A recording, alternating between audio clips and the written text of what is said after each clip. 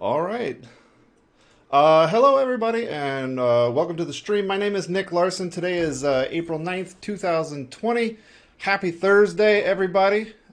Hello, everybody. Oh, yep. You got to mute yourself. That's an important part. Okay. Um, all right. Happy Thursday. Let's go ahead and get started.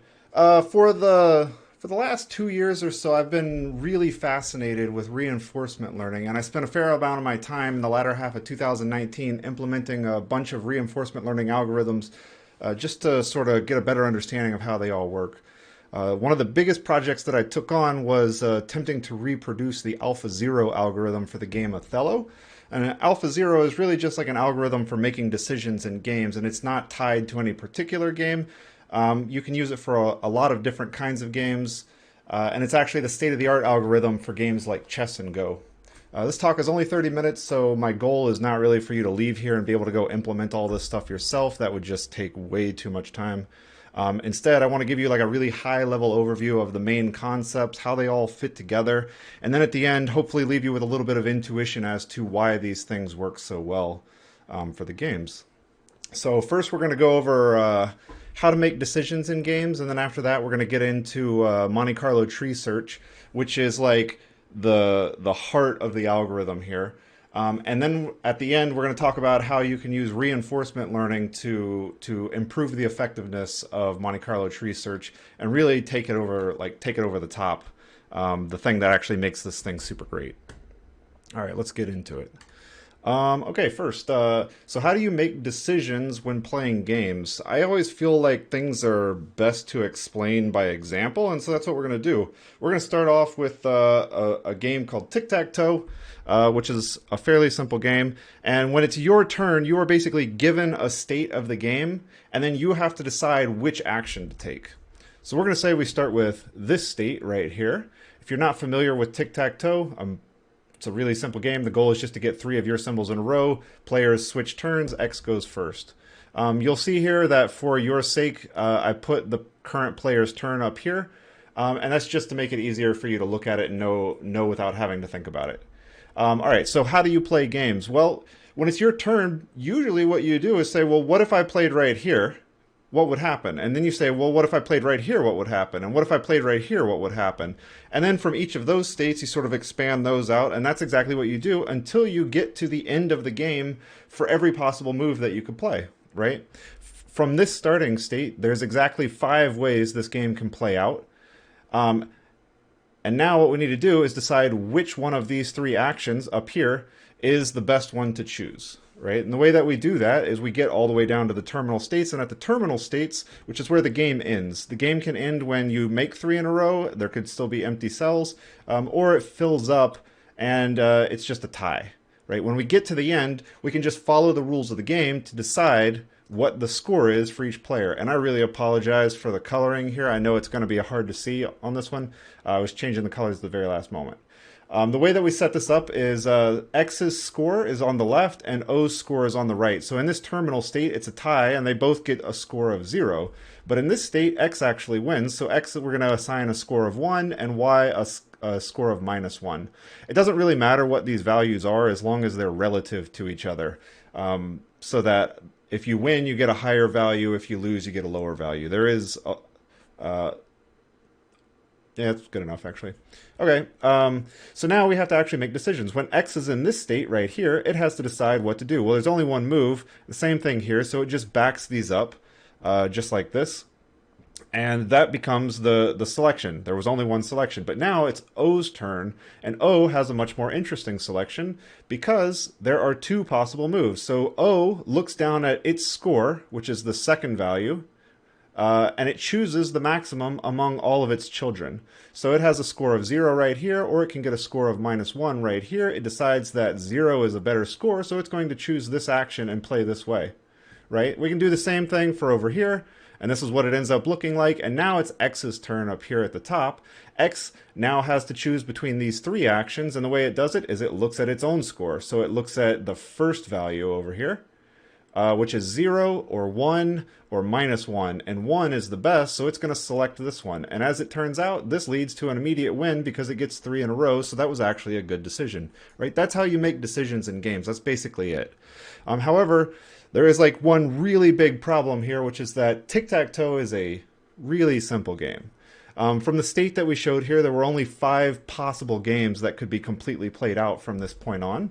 And if we were to take this state and roll it all the way back to the beginning of tic-tac-toe, where you have an empty board, it turns out that there's only about 255,000 possible games that you can play in tic-tac-toe.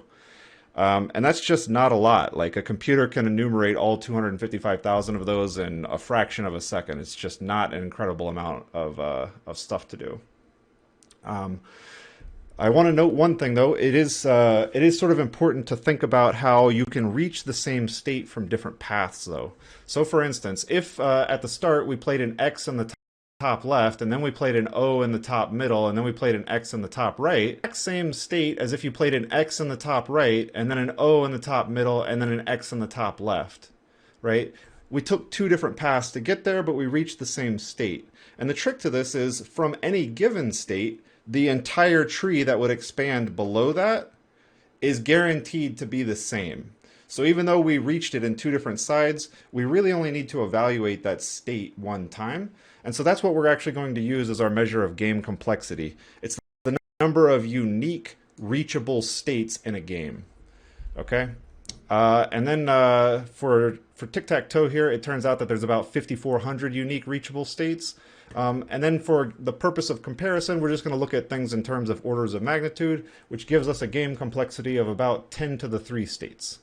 Connect 4 is a much larger game. It has about 10 to the 13. If you want to actually put a number or like a name to that number, it's about 10 trillion. It's a very large number. Checkers is about 10 to the 20 states. Othello is about 10 to the 28. This is the one that I actually chose to implement. Chess is about 10 to the 46, and Go is about 10 to the 170. If I were to put 170 zeros on this screen, it would basically fill up the whole screen. Like, it is an extraordinarily large number. Certainly more than the number of atoms in the known. Just imagine how complex the game of Go is. All right. When the game gets too complex, we run into a problem. We cannot enumerate the entire possibility of all moves in all games being played out. And because of this, we run into this issue where we can't search the whole tree. It's just impossible. So instead, we need some way to not search the entire tree. And for that, we use a tool called a heuristic. A heuristic is basically just a guess of like what your chance of winning the game is, right? The way that at one point, either you search down to a set depth and you stop there, or you search for an amount of time and you stop there, whatever it is. At some point, you just stop searching and you say, I'm just going to guess right now how good this is. In chess, there's a very famous one where pawns are worth 1 point and all these other pieces have their other values. The queen's worth 9 points. And the way that you evaluate a state is you count up the number of points for all of the pieces that you have on the board, and you subtract the number of points for all the pieces your opponent has on the board. And that gives you an estimate of how likely you are to win. The higher the number, we say that the better your chance of winning. It turns out not to be correct all the time, but all that matters is that it's directionally correct. It doesn't matter that you get the correct answer. It just matters that when you compare 2 states, ones that have a higher point value tend to have a higher likelihood of winning than ones that have a lower score. Okay? And one other point here is when you create a heuristic, it must be global. And what that means is you can take any 2 states anywhere in the tree and you can compare them, and their score should still be relative. The reason this is important is if you are searching and you search, say, like 8 or 10 levels deep over here, but you only search about 5 levels deep over here, if you were giving a bonus to states that were further down in the search, then you will always take the path that you searched further on, which doesn't necessarily lead you to the better result. Okay, so when we cut off the search early, we run into another issue. And this issue is called the horizon effect. So I'm going to explain this one by another example. The horizon effect works sort of like this. You come to a decision point right around here. It's like a fork in the road, and you have to decide, do you want to go left into the fire swamp, or do you want to go right into the mountain pass, right? This is the game that we're playing. And because we're using heuristic search, we decide we're going to start looking ahead, and we look into the fire swamp. And guess what? You know, our party runs into some lightning sand, and you know, we're a little worse off. And a couple of decisions later, we run into some rodents of unusual size, and we got a couple scrapes, couple bruises, and whatnot. You know, they ate some of our food, so that's bad.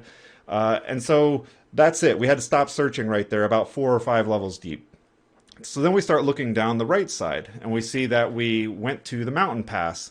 The mountain pass is really high up. You know, a couple people ended up getting sick, but we didn't really run into too much trouble because there's not a lot of bad things up there. And then we were like, okay, great. So now, you know, our search says it's better to go up the right path into the mountains, and so that's what we do. And we get to 5 levels deep, and then we go to the 6th level, and guess what? On the 6th level, we run into a dragon, right? And it wipes out half our party. And it's like, why did we decide to go that way? And it's the horizon effect. It just means you can't see what you can't search to. It's past your field of vision, right? And that's the issue when you cut off search early.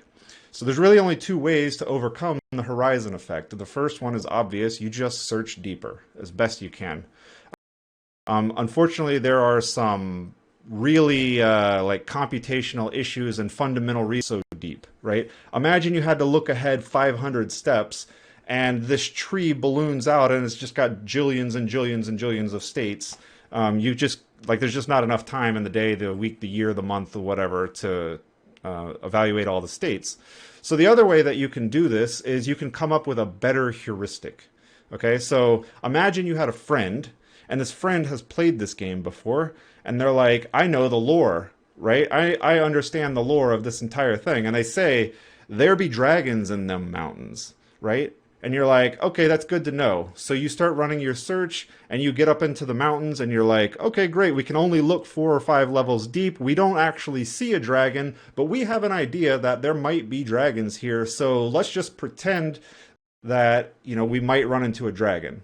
And so what we do is we score down the path to go down into the mountains, and we make a better decision earlier on, right here, even though we never saw the dragon in our search. Right? That's the concept of having a better heuristic. And I want to point out that if you had what's called a perfect heuristic, take all the time, there is absolutely no reason to search whatsoever. You just do what the heuristic says. And that's that. All right. So now let's get into an actual implementation. The one used by AlphaZero is called Monte Carlo tree search. Monte Carlo tree search is based on a concept called Monte Carlo estimation, which I will give you a little bit of the intuition behind, and then we'll talk about how to apply it to trees. So Monte Carlo estimation works a whole lot like this. Take, for example, I give you a square, and there's a shape inside of it, and I say, can you tell me what percentage of this square is taken up by the shape, right? And the way that we're going to figure that out is we're just going to randomly start picking points within this square with a uniform distribution, and then we're going to count the total number of times that we have tested and the total number of times that landed in the shape, and that's going to come very close to the actual estimate that we care about. The more times we try it, the better the estimate will get, right? And you might be looking at this and thinking to yourself, okay, I know the equation for like the area of a square, and I know the equation for area of a circle, so like I can just figure out the answer exactly. But what if we had a shape like that? Look at that and all of a sudden tell me what the exact answer is? No, probably not. So doing this sort of estimation technique turns out to be very valuable. And the reality of Monte Carlo tree search is we don't actually know the shape that's inside the box. What we're going to do is just estimate it from the ether effectively. Okay, so let's talk about how we apply this technique to trees. The technique is called Monte Carlo tree search, and it's basically 4 steps. For each of the nodes in the tree, we're just going to track those two values: the number of times we have been down this path, and the total. We're going to count up the total value that we get from running simulations. So we start with selection. Selection just says, I have expanded some amount of this tree. Choose the best possible path we know of through this tree. No matter what, just choose the best possible path. You will eventually reach a leaf, and when you reach a leaf, we are then going to expand that leaf and add all of the actions and the states that could follow from that. Then, from that leaf, we are going to run a simulation, just a completely random simulation at this point, making totally random moves from that point all the way to the end of the game. When we get to the end of the game, we're going to get a score back, just like we did in the example where I showed you how tree search works. And then we're going to pass that back up through a process called backpropagation that is just going to update those values for the number of times that we tried it and the score that we got. And it's going to back it all the way up the tree to the root through every path, or through every node that we took along the way. I'm gonna show you an example of how this works one more time for the state that we had started with. So we have these two extra values, the number of times we have started here, and then also the value we have collected. And for the purposes of initialization, we're just going to always set the value to infinite. And there's a reason we're going to do this, is to make sure that we always expand every single possible path. As we do selection, well, guess what? We're at a leaf node, so we need to do expansion. We do expansion. We basically add in all of the possible children, and then we're going to, again, initialize all these values. Now we need to run a simulation. We run a simulation. It just so happens that X won this simulation, so we're going to backpropagate that up the tree, and you see that we now have a value of 1. We have tried this one time, we have tried this one time, and we have a value of 1. It made it all the way back up to the root, right? Now we're going to do the same thing again. We have to select. So we're going to start here, and then we're going to look at the children. This one has infinity, so we're going to choose this one. And then we're going to, again, run a simulation, but it turns out this state is terminal, so we just score it and backpropagate immediately. And you'll see that this one updated as well. Now we're going to do this one more time. We're going to choose this one. We are now at a leaf, look like this. And then we will randomly run a simulation. And we randomly ran a simulation. We ended up with this one. It turns out to be a tie. We backpropagate the values all the way up the tree. So there was a tie. We visited it one time as well. Now we're going to come back again, and we're going to do selection. Well, it turns out that this has a value of 1 because it's value over n. So it's 1 over 1 equals 1. Same thing for this one, but we're just going to select from left to right to make it easy. So we're going to expand this node, and then we're going to run a simulation, and then we're going to backpropagate. And I know I'm going kind of fast here. I'm just trying to save time. Backpropagate all the way again. And now I want to point out that when we ran this simulation, it ended up in a tie.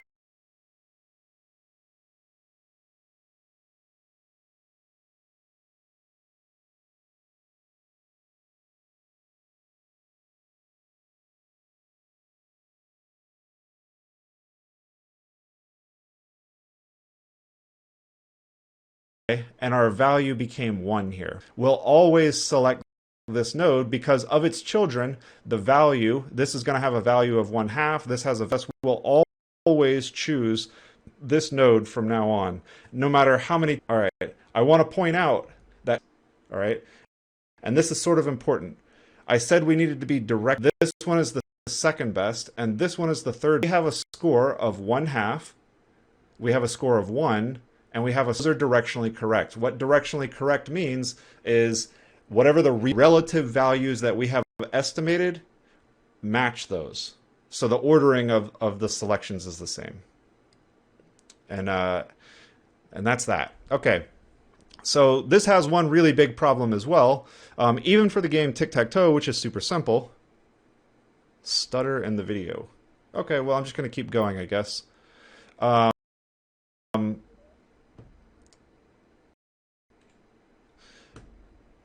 So, derailed, have a sip of water. Okay, so this has one really big problem. which is if you, let's get my notes. Oh yeah, this has one really big problem, which is it has a tendency to latch on to bad results. So for instance, if if you're at a decision point and you have two paths that you can possibly take.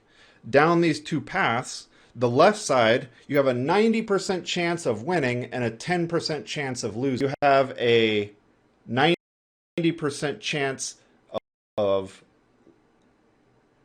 losing and a 10% chance of winning. When we run the simulation, we go down the left side first, and we just happen to choose that 10% chance where we lost, right? And then we run the second simulation, and we just happen to hit that 10% chance where we won. Only the problem is we backed up a score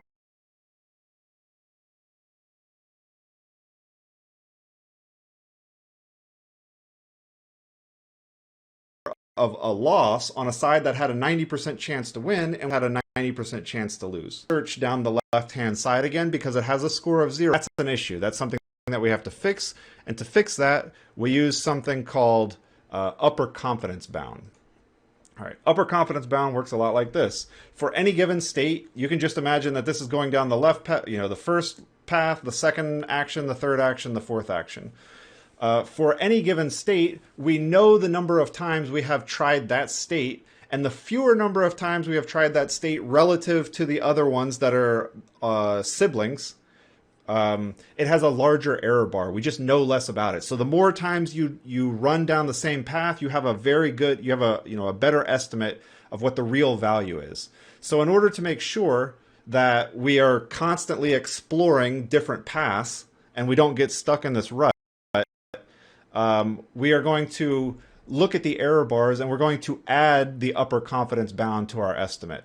And what that does, time the error bars get larger and larger and larger, and eventually it will overtake the real value and it will try to go down there again. And when we learn something about it, it will shrink those error bars. And so that will force us to explore in this space. And that's the whole point of upper confidence bound. And you can go and read the literature about this one. And it turns out that if you run enough samples, this will eventually lead you to the optimal value. Okay, so let's recap here and see if we can improve this. We had 4 different tasks. We had selection.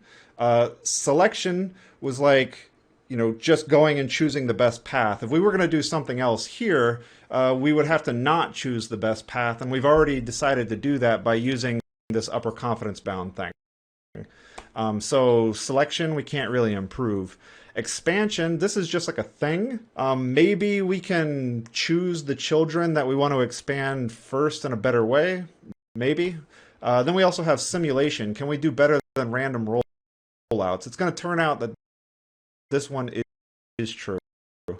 Random rollouts are just people making random moves, but if you can guess what the other person is going to do faster. And then for backpropagation, can we improve on that? We can try modifying the value, but not really. This is critical. This is Monte Carlo tree search is building a heuristic in real time and then choosing a selection based on the heuristic that it's building. And if we modify that in some way, it's sort of just fundamentally changing it. So really we need to focus on expansion and simulation and how we can improve those.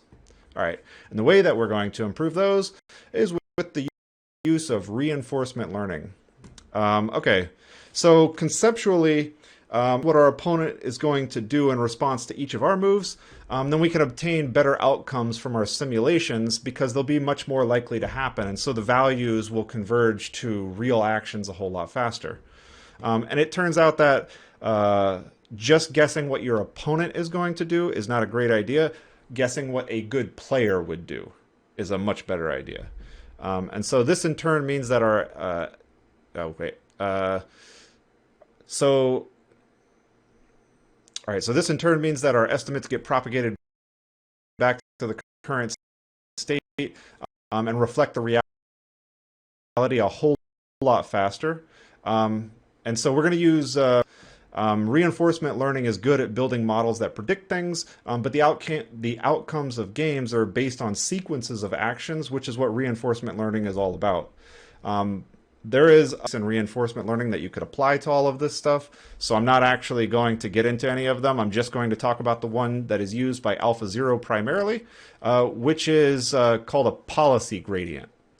The way that a policy gradient works is you pass it the state, it goes into this deep neural network, and it just spits out a distribution of what percent it thinks the opponent is going to play each of these moves.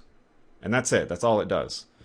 How do we use this? We use this in two ways. The first is that these predictions become really good estimates for the initial values. So instead of setting the initial values to infinity, we just set the initial values to these. And this will force it to choose the action that is most likely to happen first, which will speed up the effectiveness of our search. The trick here is that we still need to actually train this policy gradient. And to train something, you need what's called a target, right? They don't just learn automatically from the ether. You have to tell them what you think the actual thing should be. And it's going to basically modify these values through another kind of backpropagation in neural networks to modify them so they move closer to these values. And the more you train it, the closer it will get to the values that you want. The only problem is we don't actually know what these values down here are supposed to be, right? And that's kind of difficult to just like make it up. You could have a human go in there and say, oh, I think it should be this, or I think it should be this. But instead, it's just a hard problem.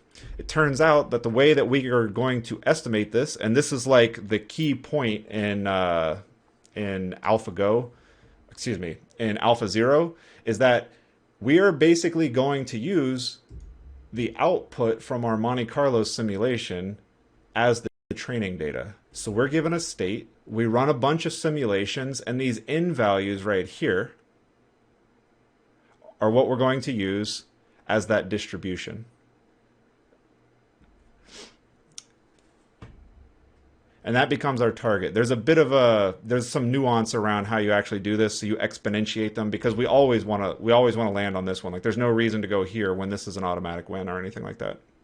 And it turns out that this self-play and then recording these sort of outcomes. Here's the state, and then here is the results, and then just storing a giant database of these outcomes is what we end up training against. And the more we play against ourselves, the better these outcomes are going to get, because we're assuming that we are building a good player.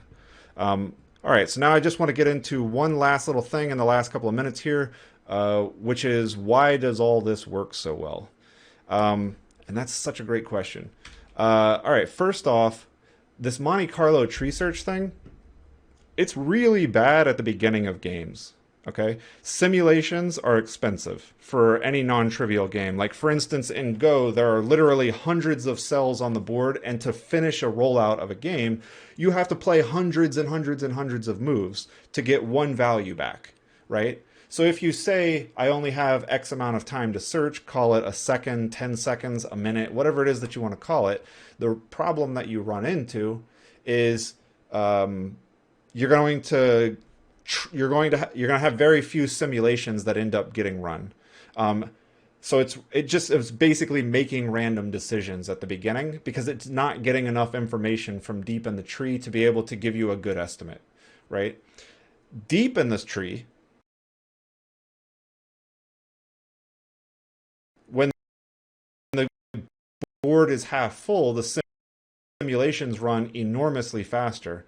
And so you can run a lot to the real values because you're running more simulations. And so, more water. All right. They converge to the real values because you have much more data going into them. Only a little bit of data, they sort of jump all over the place and you don't really get a good estimate. And that's what reinforcement learning is actually good at. The deep neural network that we showed right here, this policy gradient, this is really good at playing the beginning of the game. Why is it good at playing the beginning of the game? Because it sees those states a lot, and it is remembering the information about those states. But funny enough, when you get deep into the tree, only sees those states a couple of times during training because it's almost always trying new things. So deep in the games, the information is very sparse, but early in the games, the information is really good, right? So this is really good at making decisions high up in the tree, and this Monte Carlo tree search is really good the deeper you get into the tree.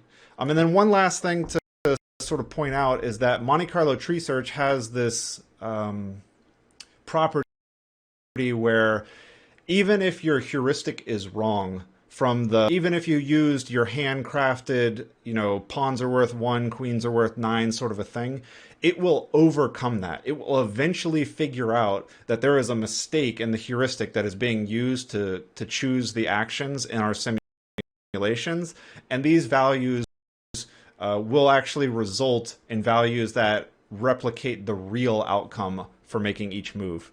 And that's it. That's pretty much what I was going for here. And now it's time for questions.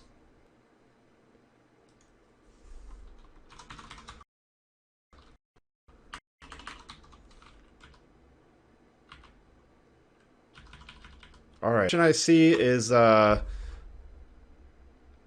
Robert Table says winning tree enumeration type thing. Is this like state charts and state machines? Sort of. So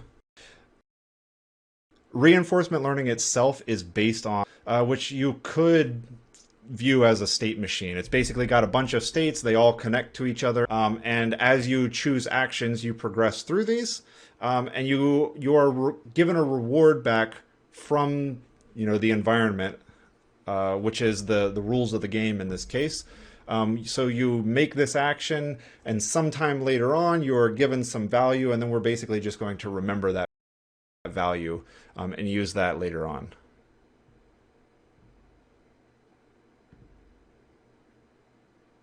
Okay, next is 2 comments. How is the score 0, -1, 1 decided again? So there's 2 ways of looking at it. Oh, let's go back. 1, 2, 3, 4. Goodness me, I put a lot of stuff in here. Okay, so how is the score? So because you put 3 states here, I am guessing that you have already said this is the X value for here. That would be the 0. This was going to be a 1, and then there's a -1 right here. You're basically choosing the action that leads to the maximum score, right? So in this case, in the example that you have with 0, -1, and 1, you would choose whatever action leads to the third score. That's it. All right. Scrubble. Okay, I'm doing my best here with your name. And a 0 meaning no win for me or the other player on their next turn. A 0 means a tie in this case. Again, these scores are just scores that I assign. There's nothing in the rules of tic-tac-toe that say you get a score of 1, if you win, -1 if you lose, or 0 if you tie. You could assign these whatever values you wanted to. You get 100 for winning, you get 50 for tying, and you get 20 for losing. Whatever it is, they just have to be relative to one another, so that better outcomes for the current player have a higher score, and that's it.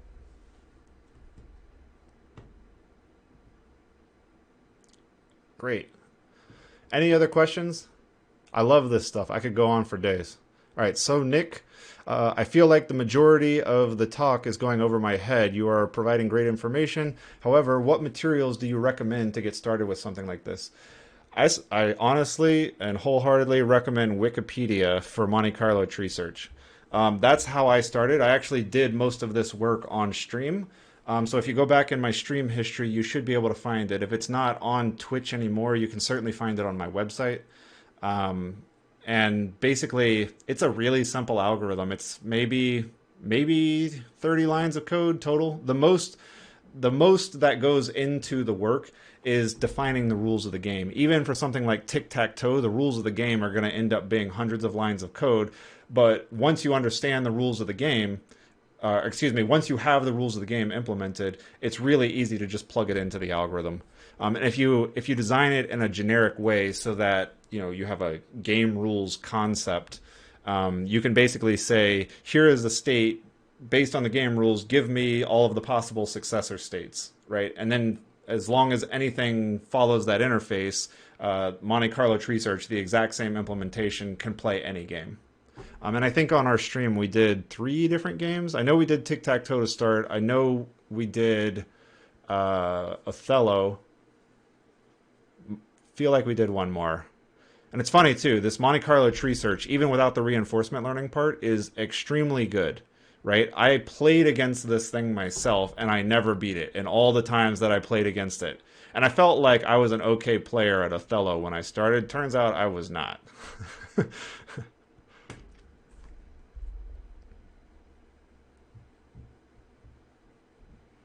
Nick, Ryan C. Harris says, Nick, do you have some good resources for folks who are completely new to AI ML, but are interested in learning more?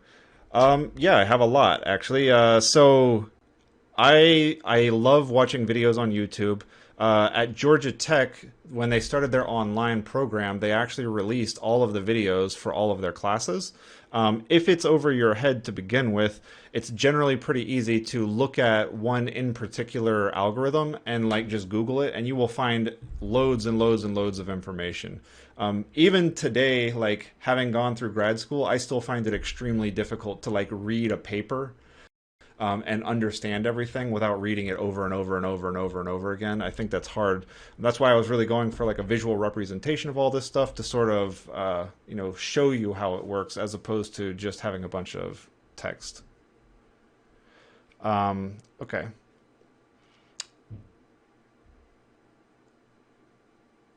I do though. Yeah, just Google stuff. So is this the basis for harder reinforcement learning or better outcomes? Um, I'm having a little bit of trouble understanding the question, but I'm going to answer it the best I can. Oh, let me rephrase. Great, there we go. Machine learning is essentially this on crack, right? I just keep I just keep pushing for the best outcome. Sort of. Machine learning and reinforcement learning. Reinforcement learning is one branch of machine learning. So in machine learning, you have like sort of 4 branches, 4 primary branches. The first branch is supervised learning, which is the thing that everybody is most familiar with. And then you have unsupervised learning, which is like supervised learning without the labels. So it's basically a lot of clustering and stuff like that. And then third is reinforcement learning. Reinforcement learning deals with Markov decision processes and making decisions over time, right? You have a bunch of decisions that you have to make in a row, and then you get some reward, and you have to figure out how to assign that credit back to each of the decisions that you made. They all just sort of address different kinds of problems, really. I don't know that machine learning on crack, you know, I don't know if that's a right way to say it. It's just one branch of machine learning. There's a fourth one called semi-supervised learning, which is basically like some of your data is labeled, but the vast majority of it is not. And so the first use the labeled data to try and label the rest of the data. And there's some really intuitive stuff that you can look at to understand the difference between all these things.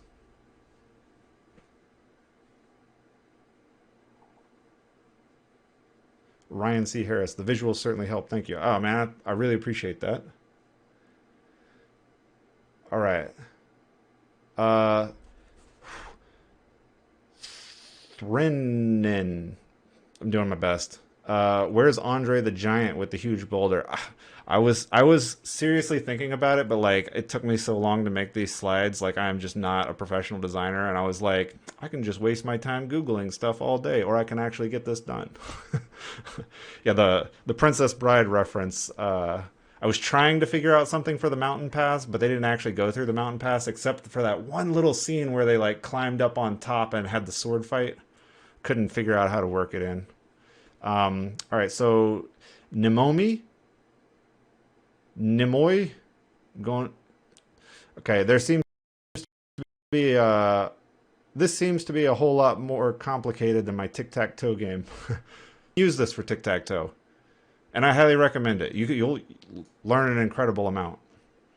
DJ Time Walker. This reminds me of a simplified chart for Stockfish, Chess, or Magnus Carlsen's head when he was like 5 years old. Let's talk about that for a second. Okay, Stockfish uses another heuristic search algorithm called A-star.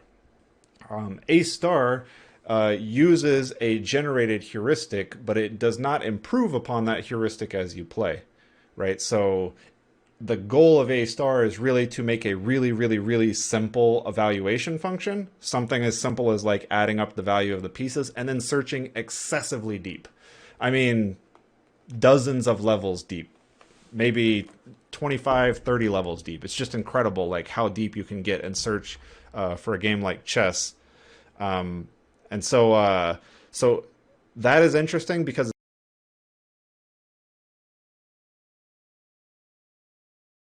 bit different. This a heuristic. That's the difference. And then the last thing, Magnus Carlsen. So I actually did a lot of research on Magnus Carlsen when I was looking into this. And if you like look at all of the interviews that he's done, graphic memory, he can literally remember everything, just everything.